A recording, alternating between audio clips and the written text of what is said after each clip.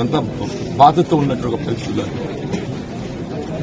ఇవాళ మరి ఇక్కడ ఇంతకాలం ఏదైతుందో ఎవరితోనైతే పోరాటం చేసినామో మరి ఆ శాసనసభ్యుని ఏదైతుందో ఏకపక్షంగా పార్టీలు చేర్చుకోవడం పట్ల కార్యకర్తలందరూ కూడా వారి యొక్క బాధ వాస్తవంగా పార్టీ బలోపేతం అనేది ప్రధానమని చెప్పండి. అటువంటి పార్టీ బలోపేతం కొరకు అగ్రమించలు కృషి చేసి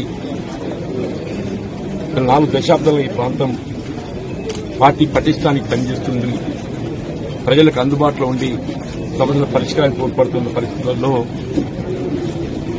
ఇవాళ సరే శాసనసభ్యుల సంఖ్యాబలం అనే భావనే కావచ్చు, ఆలోచన ఏదైనా కానీ ఏదైతుందో ఏకపక్షంగా నిర్ణయం తీసుకోవడంతో కార్యకర్తలు తట్టుకోలేకపోతున్నారు.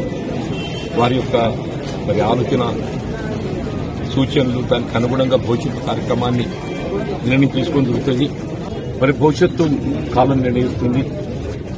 భవిష్యత్తు నిర్ణయం ఏదైతుందో కాలం నిర్ణయిస్తుంది, దానికి అనుగుణంగా ముందుకు. అంటే ఇప్పుడు శ్రీధర్బాబుతో మీరు మాట్లాడారు కదా, మీరు అంటే ఆయన సమ్మతించారా? విభూతి సంతృప్తి అనేది కాదు, జరిగిన పరిణామాలపై ఏదైతుందో చర్చించడం జరిగింది. జరిగిన పరిణామాలపై చర్చించడం జరిగింది.